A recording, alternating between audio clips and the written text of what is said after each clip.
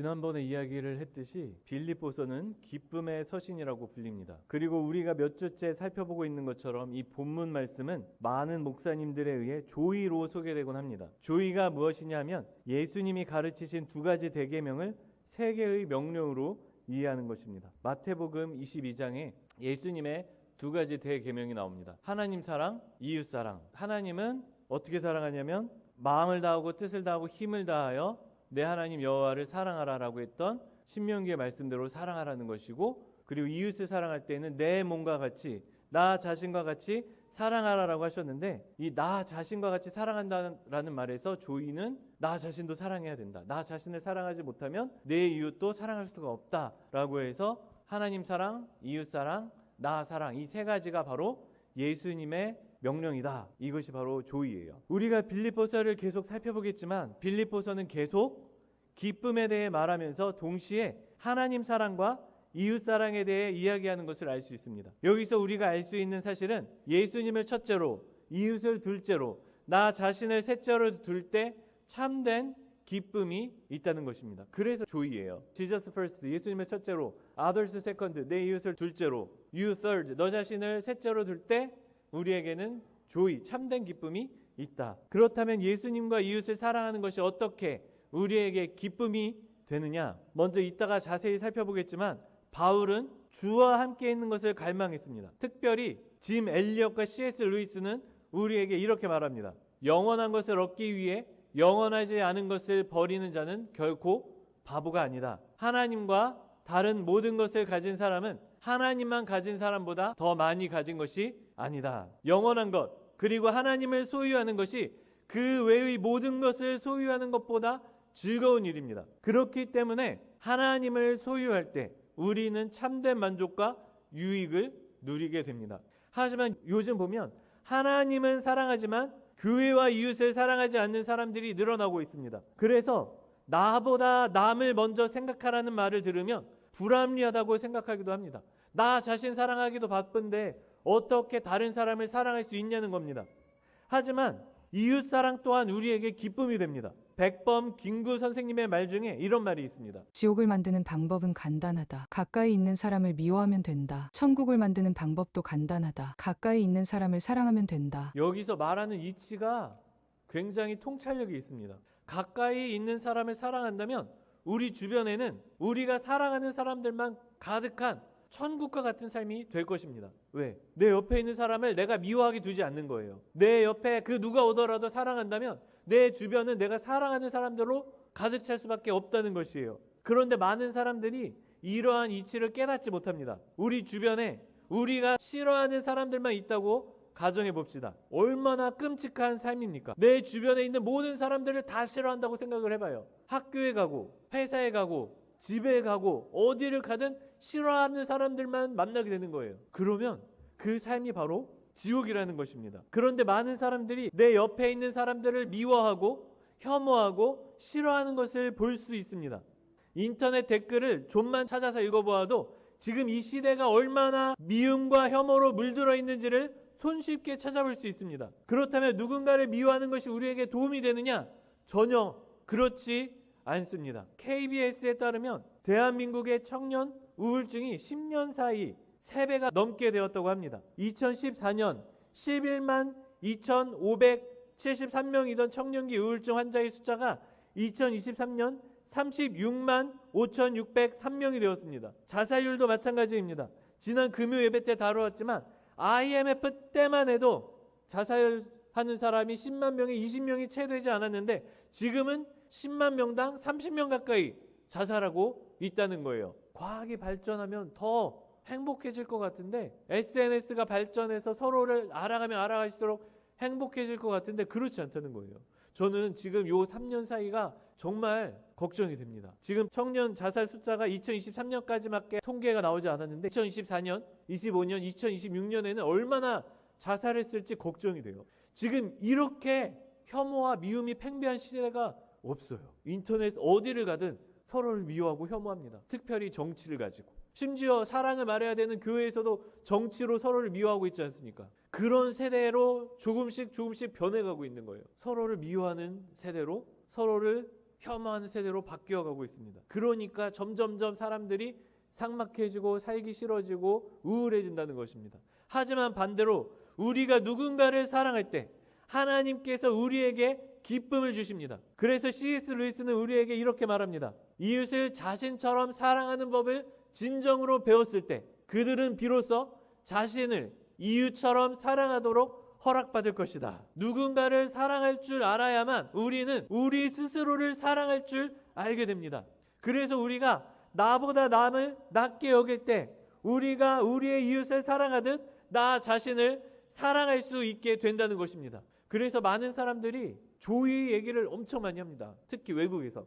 조의가 참으로 놀라운 말이다. 이렇게 이야기를 해요. 조의. 예수님을 첫째로, 내 이웃을 둘째로, 나 자신을 셋째로 둘 때 참된 행복이, 참된 기쁨이 우리에게 있다. 이것이 왜 놀랍냐? 오늘 C.S. 루이스가 이야기했던 그 것과 맥락이 닿아요. 나 자신을 먼저 사랑하면 더 행복할 수 있을 것 같아요. 나 자신을 내 이웃보다 더 많이 사랑하면 더 행복해질 수 있을 것 같아요. 지금 이 시대가 그런 시대잖아요. 나 자신을 더 사랑해라. 이기적으로 살아라. 그래야 더 행복하다. 그런데 그렇게 이야기하면 이야기할수록 더 인생은 불행해지고 있습니다.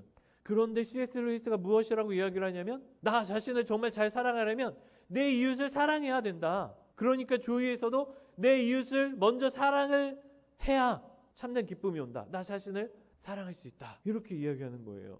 오늘 본문의 바울도 비슷한 관점으로 이야기를 합니다.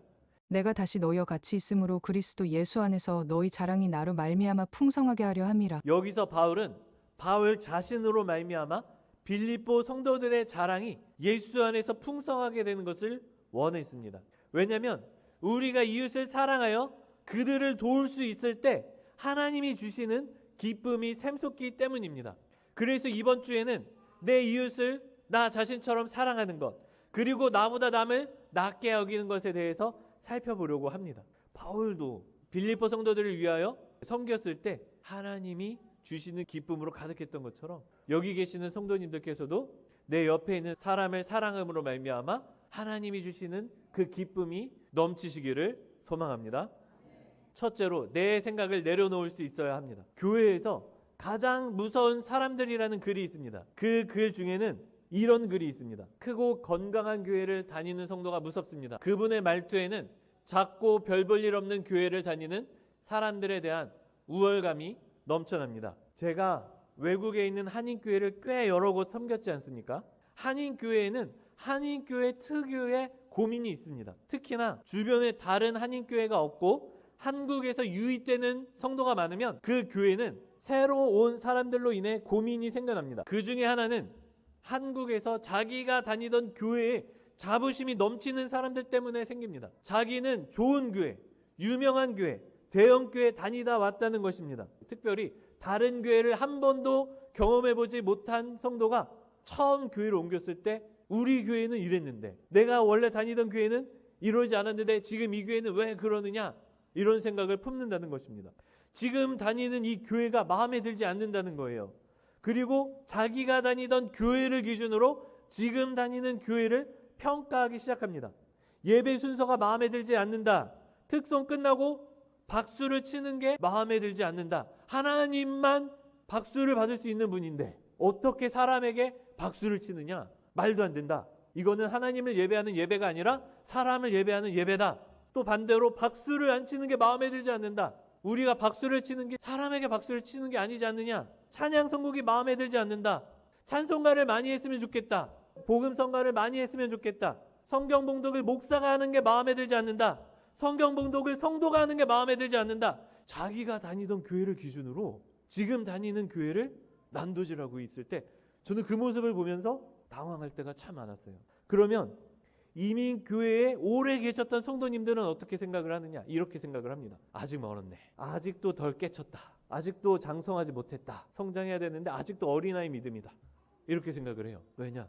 이민교회 오래 다닌 사람들은요, 무수히 많이 경험했어요. 자기 교회에 자부심이 있는 무수히 많은 교회들에서 온 성도들과 이야기를 했다는 거예요. 당신 교회가 성경은 아니다. 당신 교회가 유일한 기준은 아니다. 그런데 아직도 그걸 몰라? 아직도 그걸 모르고 자기 생각을 가지고 자기 전통을 가지고 다른 교회를 비판해? 이거는 성장하지 않은 거야. 이렇게 생각을 한다는 거예요. 100개의 교회가 있으면 100개의 전통이 있고 100명의 사역자가 있으면 100개의 방법이 있습니다. 또 100명의 성도가 있으면 100개의 생각이 있습니다. 그래서 성숙한 성도라면 자기 생각을 내려놓을 수 있어야 합니다. 그러나 또한 반대로 다른 사람의 생각을 들을 수 있어야 합니다. 믿음이 연약한 자를 너희가 받되 그 의견을 비판하지 말라. 어떤 사람은 모든 것을 먹을 만한 믿음이 있고 믿음이 연약한 자는 채소만 먹느니라. 먹는 자는 먹지 않는 자를 업신여기지 말고 먹지 않는 자는 먹는 자를 비판하지 말라. 이는 하나님이 그를 받으셨음이라. 여기서 바울이 말하는 믿음이 약한 자들이란 유대교의 문화와 전통에 아직도 매여 있는 사람을 말합니다. 오늘날 한국 교회로 따지면 아직도 이전에 다니던 교회 전통만 옳다고 생각하는 사람들입니다. 그런 사람들이 3년만 이민교회에서 다른 대형교회에서 온 성도들과 대화를 하다 보면 생각이 바뀌기 시작해요. 아, 나만 옳은 게 아니구나. 나만 옳은 게 아니었네. 성장하는 거죠. 그러니까 이렇게 성장한 사람들은 어떻게 생각을 하냐면 아직도 그렇게 생각해? 우리 교회 온 지 몇 달 됐어요. 6개월밖에 안 됐구나. 1년밖에 안 됐구나. 그러니까 아직도 그 정도 수준이지 하고 굳이 그 사람을 비판하고 비난하지 않아요. 1, 2년 더 있으면 성장할 거니까. 성장할 거니까. 그렇다면 우리는 어떻게 해야 되느냐? 사랑해야 한다는 거예요. 사랑이 없다면 율법은 죽은 율법입니다. 전통도 죽은 전통이 됩니다. 그렇기 때문에 우리는 내 생각, 내 전통, 내 고집을 내려놓고 다른 사람의 생각, 다른 사람의 전통, 다른 사람의 고집에 귀를 기울일 줄 알아야 합니다.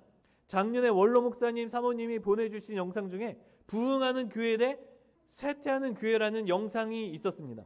코로나 이후에 많은 교회들이 쇠퇴했는데 그 가운데에서도 부흥하는 교회들이 있었다는 거예요. 그 부흥하는 교회들이 어떻게 달랐느냐? 그 교회들은 청년 세대의 생각에 귀를 기울일 줄 아는 덜 권위적인 분위기의 교회였다는 것입니다. 귀를 기울일 줄 알았다는 거예요. 귀를. 다른 사람의 생각에.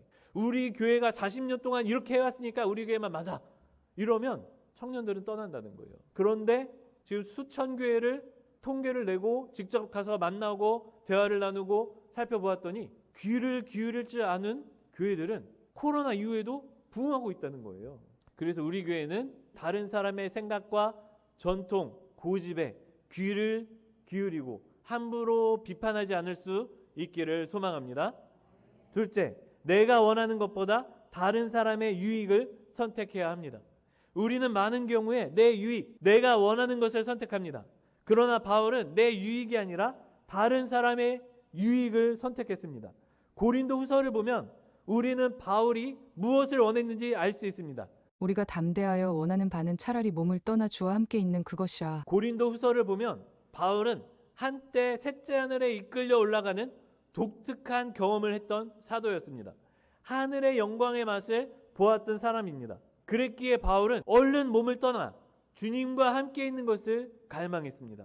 그리고 돈 앤더슨 목사에 따르면 바울에게는 떠나는 것이 모든 혜택을 누리는 것이었습니다. 바울은 그리고 이 모든 혜택을 누릴 준비가 되어 있는 사람이었습니다. 그분을 얼굴과 얼굴을 마주하여 볼 준비가 되어 있었고 큰 기대를 가지고 기다렸습니다. 하지만 오늘 본문 말씀을 보면 바울은 남아있기로 결정합니다. 내가 육신으로 있는 것이 너희를 위하여 더 유익하리라. 내가 원하는 것은 빨리 하나님 만나는 것인데 내가 여기 남아있는 것이 더 유익하다는 것입니다. 여기서 더 유익하다는 말은 원어로 보면 훨씬 더 좋다는 뜻입니다. 이 말은 삼중비교급인데 훨씬 더 많이 좋다. 그러니까 좀 더 이해하기 쉽게 이야기하면 더 좋다로 해석이 가능합니다. 그러니까 우리가 1, 2, 3, 4, 5가 있으면은 5가 2보다 더 크잖아요. 더 크다. 이걸 이야기하고 싶은 거예요. 그러니까 내가 남아있는 것이 더 좋다 수준이 아니라 더 훨씬 많이 좋다는 것을 보여주고 싶어서 삼중비교급을 사용했다는 것입니다. 결론적으로 바울은 자신의 갈망보다 빌립보 성도들의 필요를 먼저 둔 것입니다. 신앙이 어리고 연약하면 내 믿음만 생각합니다. 그러나 신앙이 자라면 다른 성도, 교회, 그리고 공동체를 생각하기 시작합니다. 그래서 그것이 요즘 한국 교회에서 굉장히 중요한 주제입니다. 나 혼자 예수를 믿을 수 있는가? 나 혼자 골방에서 교회 안 가고 예배 드려도 되는가? 이거는 어린 신앙이라는 거예요. 나만 생각하는 믿음이기 때문에. 진짜 믿음은, 성숙한 믿음은 내 옆에 있는 사람을 생각하는 믿음이에요. 제 주변에 선교사들이 참 많습니다. 그래서인지 선교사님들의 고민을 참 많이도 들을 수 있습니다. 재미있게도 선교사님들의 고민이 대동소이합니다. 선교지의 필요와 교회의 요구가 다르다는 것입니다. 어떤 선교사는 차라리 교회에서 후원 안 받고 말겠다고 말하기도 합니다. 실제로 우리 교회 오신 선교사님 중에 중국인을 대상으로 선교하시는 선교사님 계신데, 이분은 자기 얼굴도 절대로 인터넷에 못 올리게 하시는 분 중에 한 분이에요. 이분은 태어나면서부터 선교사예요. 아버지가 선교사셔가지고 태어나면서부터 선교지에서 살아서 선교지에 있는 성도들을 위해서 봉사하며 산 사람이에요. 그리고 커서도 선교사가 된 사람이고요. 그분이 하는 얘기가 뭐냐면, 교회가 원하는 것과 선교지의 필요가 다르다는 거예요. 교회가 자기가 원하는 것만 생각하면 선교지의 선교가 망한다는 것입니다. 그 이유 중에 하나가 한국 교회는 교회 건물 세우는 게 선교라고 생각한다는 것입니다. 그런데 선교지의 상황을 모르고 무작정 교회를 세우라고 하면 심각한 일이 발생한다는 것입니다. 예를 들어 미얀마만 해도, 얼마 전에 미얀마 선교사님이 오셨잖아요.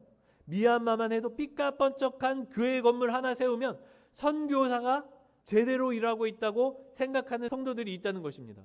얼마 전에 다녀간 그 미얀마 선교사님도 그 얘기를 하셨어요. 자기가 선교 보고를 할 때마다 두렵다는 거예요. 성도들이 당신 제대로 선교 활동하는 거 맞아요? 가서 교회 건물 세웠어야지. 이런 이야기 들을까 봐 걱정이 된다는 거예요. 그러면 성도들이 교회를 건축해야만 선교라고 생각을 한다면 어떻게 되느냐? 선교사가 건물만 짓고 있다는 것입니다. 왜? 그래야 후원금을 받을 수 있으니까. 이런 한국 교회와 선교사들 때문에 미얀마에 전도의 길이 막혔다고 한탄했던 미얀마 현지의 사역자들의 고백이 기억이 납니다. 선교지 사역자들에 따르면, 제 친구들이죠. 미얀마 사람이에요. 여러 가지 문제가 발생했는데 몇 가지 예만 이야기를 하자면, 어떤 선교사는 교회 건물을 하나 짓고 선교팀이 올 때마다 팻말만 달리했다고 합니다. 하루는 장로교, 그 다음 주에는 감리교, 또 그 다음 주에는 선결교가 되는 겁니다. 그 모습을 현지 교회의 성도들이 보고 있다는 거예요. 제 친구도 그런 교회를 다녔대요. 자기는 자기네 교회가 장로교인지 감리교인지 선결교인지 모르겠대요. 그래서 제가 그게 말이 되냐 그랬는데, 자기 교회는 팻말을 매주 바꿨다는 거예요. 선교팀이 올 때마다. 어떤 선교사는 실제로 교회 건물을 여러 군데 지은 겁니다. 그리고 선교팀이 올 때마다 교회를 옮겨가면서 예배를 드리는 겁니다. 성도가 10명인데 교회 건물이 또 10개입니다.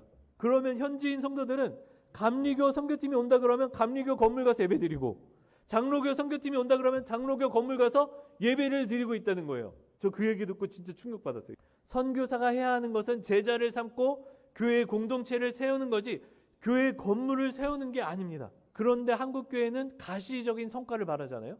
당신이 뭘 했습니까? 당신이 선교지에서 선교를 했는데 뭘 했습니까? 건물 지으면 가시적인 성과가 보이는 거예요. 그래서 건물을 요구하는 거예요. 우리가 이만큼 선교비를 후원했으면 그 돈으로 건물이라도 지어야지. 그런데 또 한 가지, 한국 교회에서 요구하는 대로 건물 짓느라 제자 삼는 걸 미루다가 특히 많이 벌어지는 일이 있습니다. 선교사가 건물만 지어주고 너네끼리 알아서 예배드리라고 하고 떠나는 거예요. 그러면 성도들은 교회 건물 팔고 흩어져 사라져 버린다는 것입니다. 그것만 기다리는 성도들이 있대요. 성도들이 그 교회 열심히 나오면서 얼른 이 선교사 떠나고 이 교회가 자기들 소유가 되기를 기다리는 거예요. 그러면 그 교회 건물을 팔아서 나눠 가지는 거죠. 그래서 돈을 주지 않으면 전도가 되지 않는 문화를 한국 교회와 한국인 선교사들이 만들어 놓고 갔다며 한탄을 했던 친구들이 있습니다. 돈을 주면 교회 나오니까 돈과 선물을 엄청 뿌리는 것입니다. 그러다 보니까 현지 사역자들이 전도하려고 하면 사람들이 이렇게 말한다는 거예요. 돈 주세요. 돈 주면 교회 갈게요.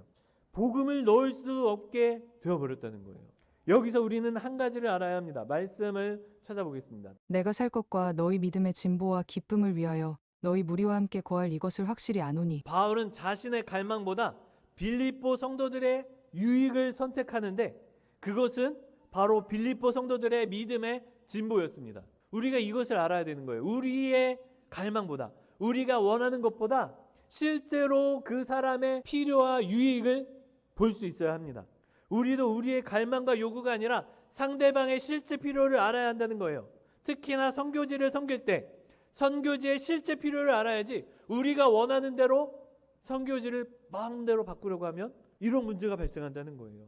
제가 항상 하는 비유 중에 이런 이야기가 있습니다. 녹차. 제가 강사로 많은 교회를 가봤지 않습니까? 강사로 갔을 때 제가 가장 힘들어하는 교회가 어떤 교회냐면 강사님 대접해드리겠다고 강의할 때 녹차 주는 교회예요. 왜냐하면 녹차는 점점점 목이 마르게 만드는 차예요. 녹차를 마시면 그때는 갈증이 해소되는 것 같은데 1분도 안 지나서 목이 너무 말라서 아파요. 그 정도로 녹차는 강의할 때 힘듭니다. 그래서 강사가 원하는 것은 뭐냐면 정수기 물이 차라리 낫다. 생수를 달라. 근데 대접하는 입장에서는 어때요? 생수는 없어 보인다는 거예요. 그러니까 내가 대접한다는 느낌을 받기 위해서 녹차를 주는 거예요. 그러니까 이것은 강사를 위한 게 아니라 나를 위한 게 되는 거예요. 상대의 실제 필요를 알지 못하고 상대를 대접해 줄 때 이런 일이 발생한다는 것입니다. 선교란 나는 선교하는 사람이다라는 감정에 취하는 것이 아닙니다. 이런 감정에 취한 사람이 단기 선교랍시고 선교지에 찾아가서 선교사들이 열심히 세워놓은 기반을 무너뜨리고 선교사들을 쫓겨나게 만들고 선교의 길을 끊어 놓았다는 것이에요. 그래서 선교사들이 항상 하는 이야기가 교회의 필요가 아니라 선교지의 필요를 좀 봐줬으면 좋겠다. 자기가 원하는 대로 돕는 것이 아니라 실제로 선교지의 필요가 무엇인지 생각하고 물어보고 도와주었으면 좋겠다. 이렇게 말한다는 것입니다. 그렇다면 우리의 섬김은 어떠해야 하는가? 찰스 스펄전은 이렇게 기도합니다. 내가 쟁기와 제단 사이에 서 있는 그 창조물처럼 되게 하소서. 일하거나 희생되거나 어느 쪽이든 준비되게 하소서. 나의 좌우명은 ready for either. 어느 쪽이든 준비됨이 되게 하소서. 아멘. 이 이미지와 표어를 사용한 단체가 있습니다. 바로 미국 침례교 해외 선교회입니다. 지금 사진을 보시면 선교회의 마크가 보이는데 소가 쟁기와 제단 사이에 있습니다. 위에 제단이 보이시죠? 아래에는 쟁기가 있고 이 선교회의 표어는 ready for either. 한국어로 둘 중 어느 쪽이든 준비됨 또는 일하든 희생되든 준비됨이라는 뜻입니다. 쟁기는 이 땅에서 열심히 일하며 섬기는 삶을 의미합니다. 제단은 필요하다면 순교하거나 희생하는 삶을 의미합니다. 섬김이란 섬기는 사람 하고 싶은 대로가 아니라 교회의 필요에 맞출 수 있어야 한다는 것이에요. 근데 많은 성도들이 그렇게 이야기를 해요. 나는 이렇게 섬기고 싶지 않아요. 내가 원하는 대로 섬기고 싶어 합니다. 교회의 필요를 보지 못해요. 그러나 교회의 필요를 보는 것이 성경적인 섬김이라는 거예요. 이것이 바로 바울의 모습이었습니다. 바울은 떠날 준비도 되어 있었고 남아서 섬길 준비도 되어 있었습니다. 왜냐하면 바울의 삶 중심에는 자기 자신이 아니라 예수님과 이웃이 있었기 때문입니다. 우리도 마찬가지입니다. 우리는 내가 무엇을 원하는가만 묻는 사람이 아니라 무엇이 하나님께 영광이 되고 무엇이 다른 사람에게 유익이 되는가를 묻는 사람이 되어야 합니다. 그것이 내 마음에 들지 않더라도 내가 원하는 것보다 다른 사람의 유익을 구할 수 있어야 합니다. 그리고 그때 비로소 우리는 다른 사람을 도움으로 참된 기쁨을 누리게 됩니다. 그래서 바울은 이렇게 말합니다. 내가 모든 사람에게서 자유로우나 스스로 모든 사람에게 종이 된 것은 더 많은 사람을 얻고자 함이라. 유대인들에게 내가 유대인과 같이 된 것은 유대인들을 얻고자 함이요. 율법 아래에 있는 자들에게는 내가 율법 아래에 있지 아니하나 율법 아래에 있는 자같이 된 것은 율법 아래에 있는 자들을 얻고자 함이요. 율법 없는 자에게는 내가 하나님께는 율법 없는 자가 아니요.